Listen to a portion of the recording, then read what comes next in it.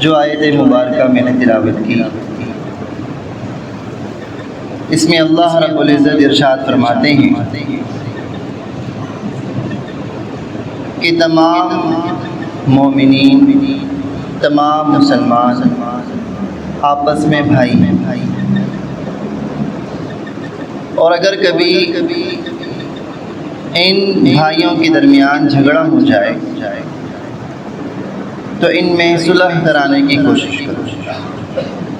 اور اللہ سے ڈرتے رہو تاکہ تم اللہ کی رحمت کے مستحق ہو جائے۔ میرے محترم سامعین کرام، قرآن و حدیث میں اگر غور کیا جائے تو بہت ساری آیات اور احادیث کو دیکھتے ہوئے یہ بات واضح طور پہ ہمیں معلوم ہوگی کہ جو مسلمانوں کے آپس کے جھگڑے ہیں، لڑائیاں ہیں، یہ اللہ تعالیٰ اور اس کے رسول صلی اللہ علیہ وسلم کو بہت ہی زیادہ ناپسند،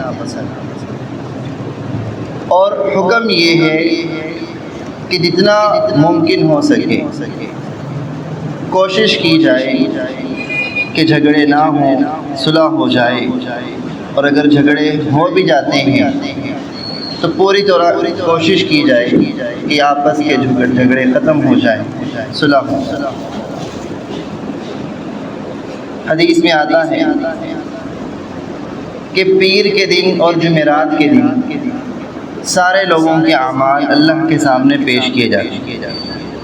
ویسے تو اللہ رب العزت ہر ایک کے اعمال سے واقف ہیں، کس کے دل میں کس وقت کیا خیال آ رہا ہے اللہ اس کو بھی جانتا ہے، لیکن اللہ نے اپنی بادشاہت کا نظام ایسا بنایا ہے کہ پیر اور جمعرات کو فرشتے اللہ کے سامنے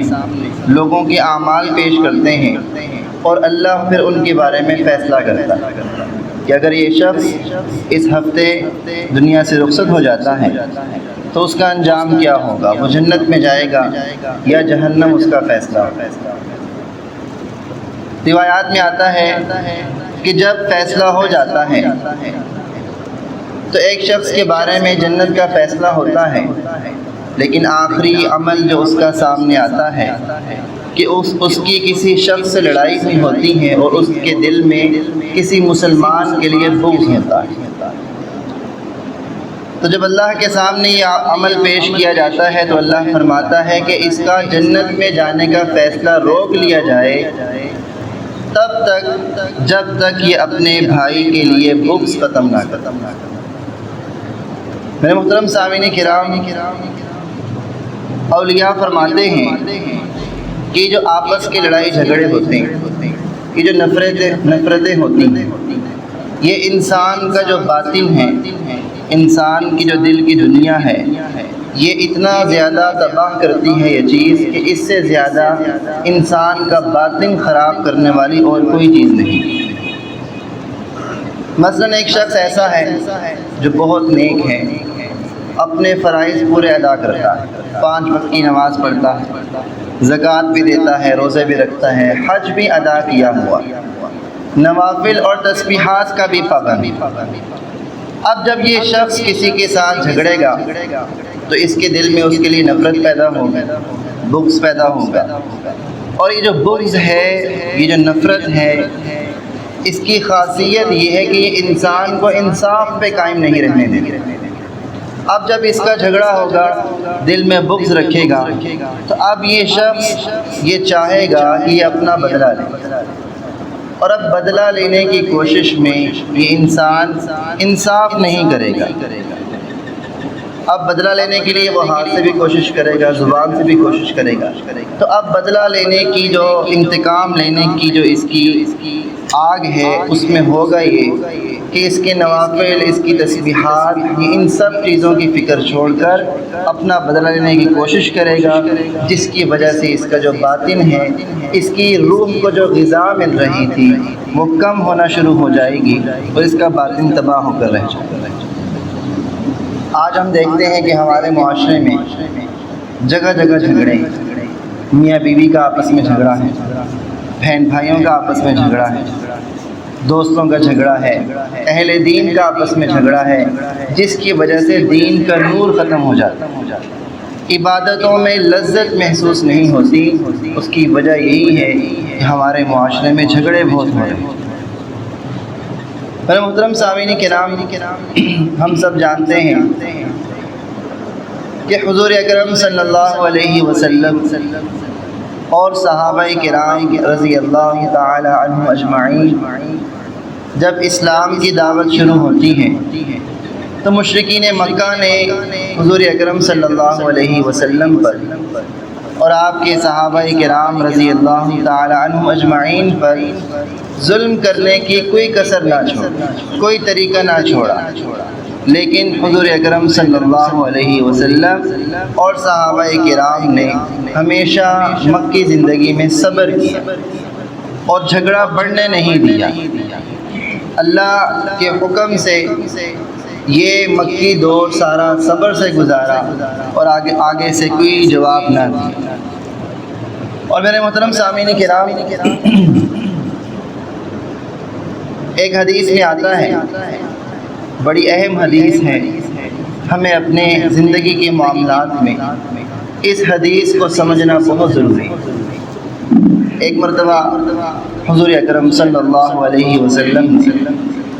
صحابہ کرام کو مخاطب کر کے فرمایا،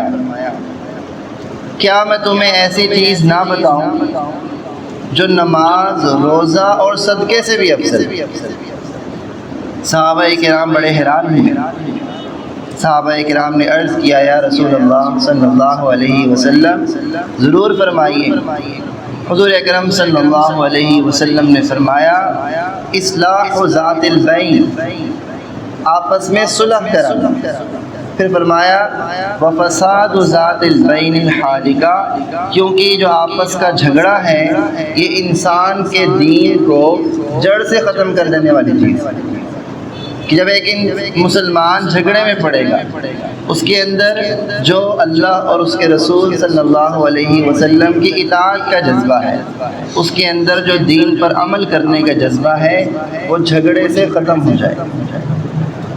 اب محدثین کرام اس حدیث کی تشریح میں یہ بات لکھتے ہیں کہ حضور اکرم صلی اللہ علیہ وسلم نے جو فرمایا کہ صلح کرانا نماز، روزہ اور صدقہ سے افضل ہے، اس بات کا کیا مطلب؟ کیونکہ ہم جانتے ہیں کہ نماز، روزہ تو فرض عبادات ہیں، تو اس بات کو اب سمجھنے کی ضرورت ہے۔ محدثین اس کی تشریح میں یہ لکھتے ہیں کہ جو حکم ہے یہ وقت کے لحاظ سے ہے، کہ ایک ہی وقت میں نماز کا ٹائم بھی ہے اور اسی وقت جھگڑا بھی ہو رہا ہے، تو حضور صلی اللہ علیہ وسلم کے فرمان کے مطابق اس وقت افضل یہ ہے کہ پہلے صلح کرائی جائے اور بعد میں نماز پڑھی جائے۔ اگر روزے کی مصروفیت ہے، سحری یا افطاری کا وقت ہے اور اس وقت جھگڑا بھی ہو رہا ہے، تو پہلے صلح کرائی جائے، بعد میں سحری اور افطاری کی جائے۔ اسی طرح صدقہ دینا تھا یا صدقے کی کوئی مصروفیت تھی، تو اگر لڑائی جھگڑا ہو جاتا ہے تو اس وقت افضل یہ ہے کہ پہلے صلح کرائی جائے۔ اور محدثین نے اس کی وجہ بھی لکھی ہے کہ کیوں افضل ہے۔ جب دو لوگوں کا آپس میں جھگڑا ہوتا ہے، ہم جانتے ہیں کہ انسان کے غصے کی کوئی حد نہیں۔ جب انسان جھگڑتا ہے، غصہ آتا ہے، تو اس کی کوئی حد نہیں ہے، وہ کسی بھی وقت بڑھ بھی سکتا ہے۔ اور ہم نے اپنی زندگی میں بہت سارے ایسے واقعات دیکھے ہوں گے کہ چھوٹی سی بات سے جھگڑا ہوا اور جھگڑا بڑھتے بڑھتے یہاں تک نوبت آئی کہ ایک شخص نے دوسرے کو قتل کر دیا۔ اب حضور اکرم صلی اللہ علیہ وسلم نے اس لیے فرمایا، بڑی اہم بات ہے، سمجھنے کی بات ہے، کہ دیکھیں اگر ایک شخص صلح کرا سکتا تھا، وہ نماز پڑھنے چلا گیا اور جھگڑنے والوں کی نوبت یہاں تک پہنچی کہ ایک نے دوسرے کو قتل کر دیا، تو جو شخص دنیا سے چلا گیا اب وہ واپس نہیں آ سکتا، اب اس کی تلافی نہیں ہو سکتی۔ تو حضور نے افضل اس لیے فرمایا کہ اگر صلح کرانے والا نماز پڑھنے نہ جاتا بلکہ صلح کراتا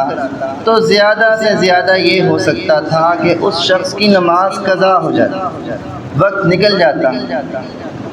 لیکن ہو سکتا ہے صلح کرانے سے اس شخص کی زندگی بچ جاتی اور قضا کرتا، اللہ سے توبہ کرتا تو اس عمل کی تلافی ہو سکتی تھی، لیکن اگر جان چلی جائے تو اس کی تلافی نہیں ہو سکتی تھی۔ اس لیے حضور اکرم صلی اللہ علیہ وسلم نے فرمایا کہ جس وقت جھگڑا ہو رہا ہو اس وقت سب سے افضل کام یہ ہے کہ ان کی صلح کرائی جائے۔ میرے محترم سامعین کرام، اس حدیث سے ہم اندازہ لگا سکتے ہیں کہ نماز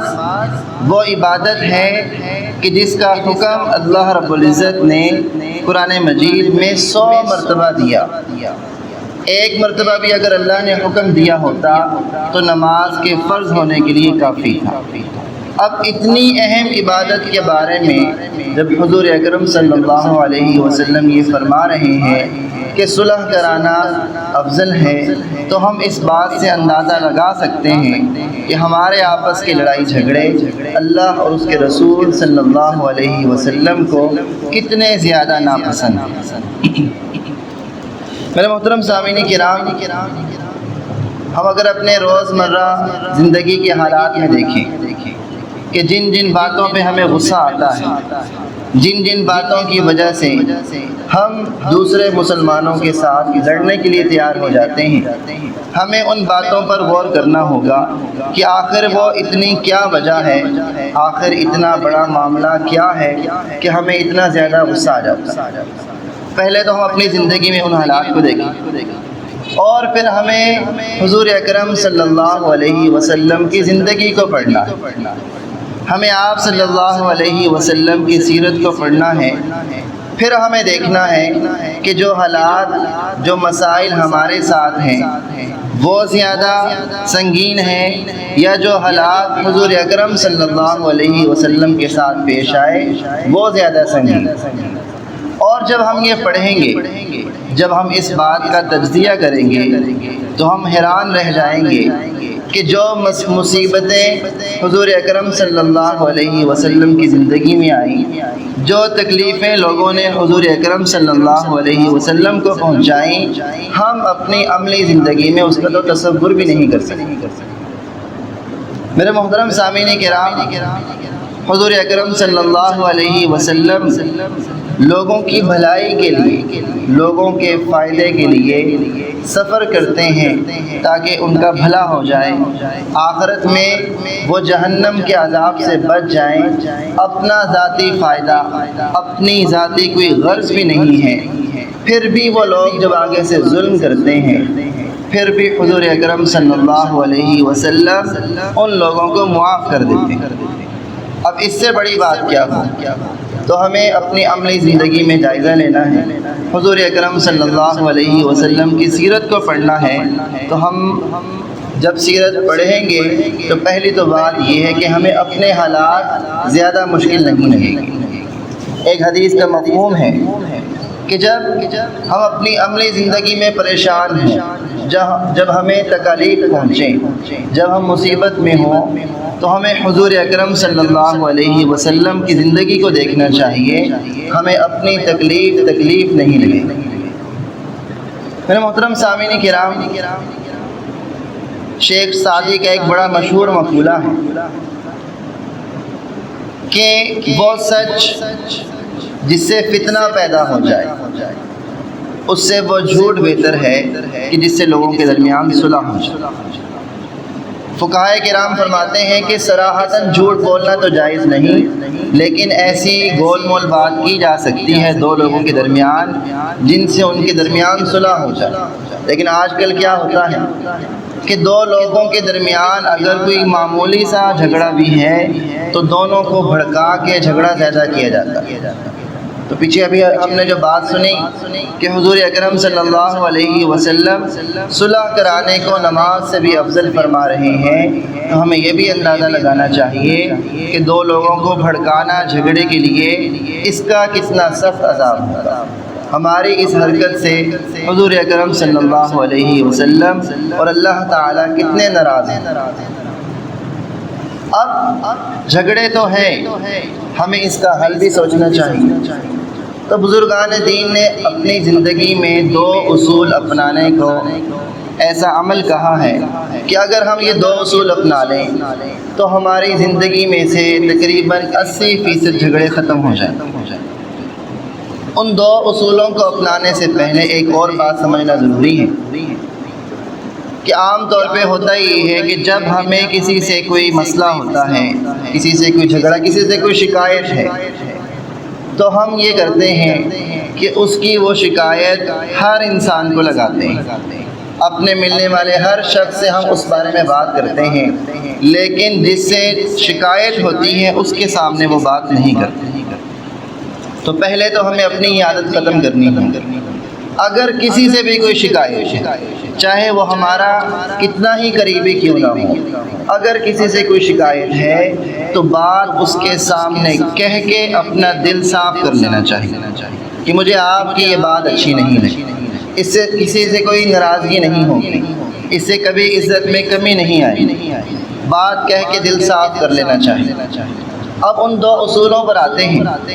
بزرگان دین فرماتے ہیں کہ ہمیں سب سے پہلا اصول یہ اپنانا چاہیے کہ ہم کسی سے امیدیں نہ لگائیں، اچھی امید صرف اور صرف اللہ کی ذات سے لگائیں،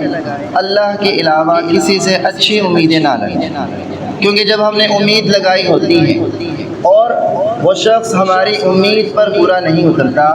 جیسا ہم نے سوچا ہوتا ہے ویسا نہیں کرتا، تو ہمارے دل میں ایک نفرت پیدا ہو جاتی ہے کہ ہم نے تو فلاں کے بارے میں بڑا اچھا سوچا تھا، فلاں شخص تو ہماری امید پر پورا نہیں اترا، تو ہمارے دل میں یہاں سے شکایات پیدا ہونا شروع ہو جاتی ہے۔ تو پہلا اصول، اچھی امید صرف اللہ کی ذات سے لگائیں، اچھی امید نہیں لگائیں گے تو نفرت بھی پیدا نہیں ہوگی۔ دوسرا اصول یہ ہے کہ اگر ہم کسی کے ساتھ کوئی نیکی کرتے ہیں، کسی کی مدد کر دی، کسی کی سفارش کر دی، کسی کے ساتھ مالی تعاون کر دیا، اگر کسی کے ساتھ کوئی اچھا سلوک ہم کرتے ہیں تو بدلہ لینے کی نیت سے نہ کریں، ہم کریں اللہ کو راضی کرنے کی نیت سے۔ میں نے اس کے ساتھ تعاون اس لیے کیا کہ مجھ سے اللہ راضی ہو جائے۔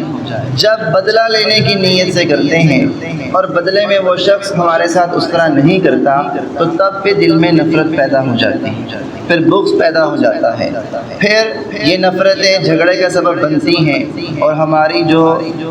دینی زندگی ہے، اسلام پر عمل کرنا ہے، وہ ہم سے نہیں ہو پاتا۔ تو اس لیے اچھی امید صرف اللہ کی ذات سے لگائیں، اور کسی کے ساتھ بھی کوئی نیک سلوک کریں تو وہ صرف اللہ کی رضا کے لیے کریں۔ اللہ تعالیٰ سے دعا ہے کہ اللہ تعالیٰ ہم سب کو عمل کرنے کی توفیق عطا فرمائے۔